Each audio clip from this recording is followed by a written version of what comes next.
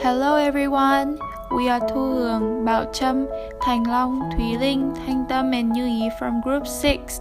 Through this video, we will focus on some typical economic policies, including reactionary policies, the policy on monopolizing and encouraging alcohol, salt and opium, agriculture policies, and tax policies that French colonization applied to Vietnam.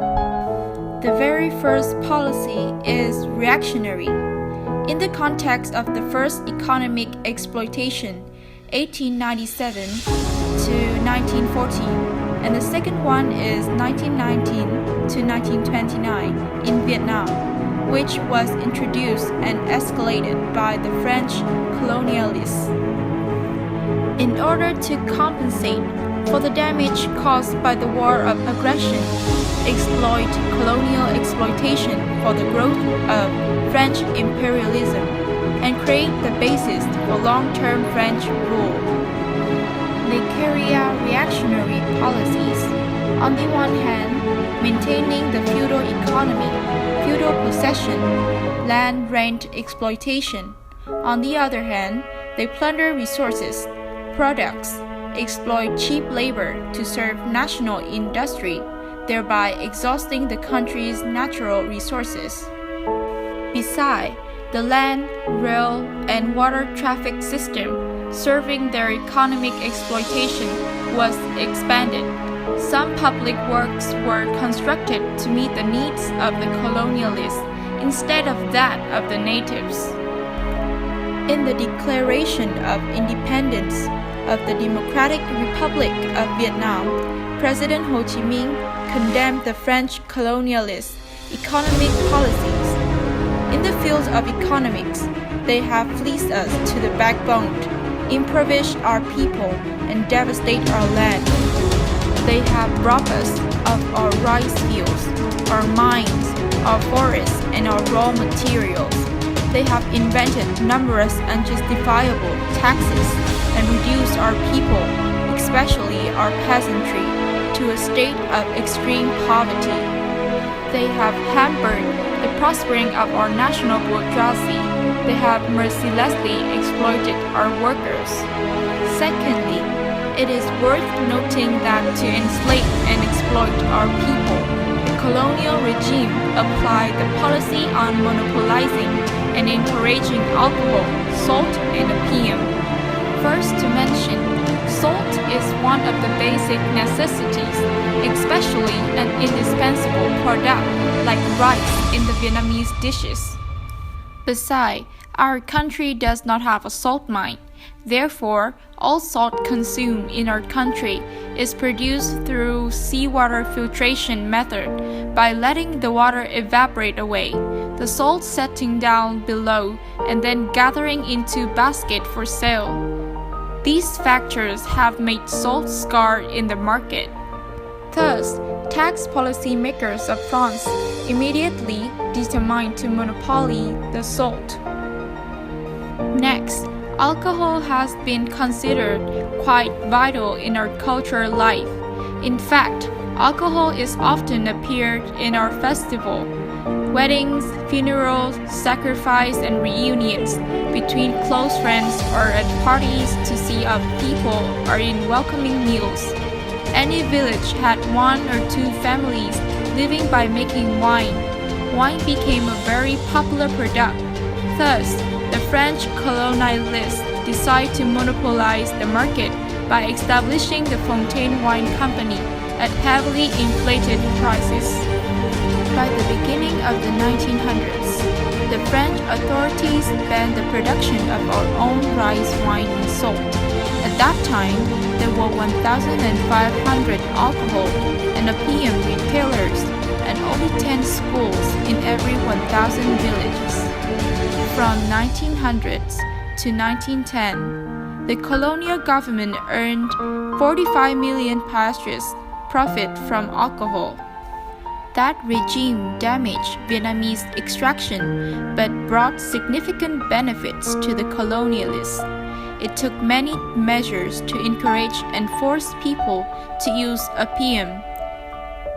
Between 1900 and 1907, the revenue from opium was approximately 6.8 million piastres per year, and in 1911, it was 9 million piastres. By the 1930s, Vietnam produced more than 80 tons of opium annually for sale domestically and abroad that led to many addicted people, as well as negatively influenced social control. In addition, by 1935, France's collective sales of rice wine, salt, and opium were earning more than 600 million francs per annum. That means the equivalent of US is $5 billion nowadays. Opium addiction became a serious issue in Vietnam society at that time, especially among the wealthy Vietnamese elite. Not only the rich, but also countless miners, plantation workers, and urban laborers got into the vicious circles of opium addiction. Opium is not only a tool for the colonists to exploit the colony, but also a way to implement a policy of poisoning the people and devastating colonial countries so that they can easily maintain their rules. Especially in the Declaration of Independence in 1945, Ho Chi Minh was deeply aware of the immediate and long-term dangers of opium. Ho Chi Minh presidents point out that colonists used opium and alcohol to weaken our race. Until now, the problems Ho Chi Minh presidents showed about the dangers of opium are still valid. Thirdly, talking about agriculture policy. Under the French colonial rule, feudal landlords continued to be maintained. There was also the possession of large areas of land by the French colonialists and the Catholic Church. Northern Vietnam often falls into starvation when crops fall or meet natural disaster of flood. During the year of Ất Dậu, 2 million people died. The starvation rate was highest among farmers without arable land. Therefore, the Vietnamese economy during the colonial period was in fact a now-named critical one and left a long-term legacy for the socio-economic development of Vietnam later.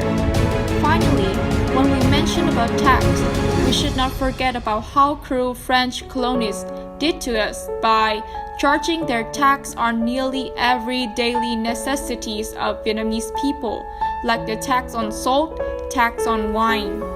We can easily remember it from the colonization literature's famous work from many famous writers such as Nam Cao Ngô Tất Tố.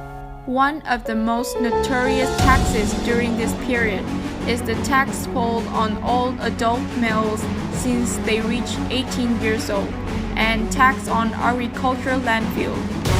For instance, if a person was not able to pay the tax, they will be beaten, put into prison, and the local government will take everything he had to take back the money, even his wife and daughter. Therefore, these taxes had put Vietnamese people's lives in the colonization period to become a living nightmare.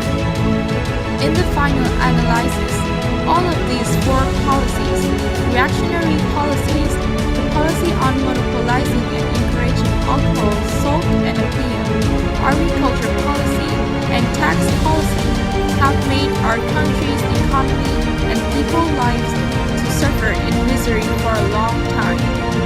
It also created a major difficulty in our way to recover as an independent country. And that brings us to the end of our presentation.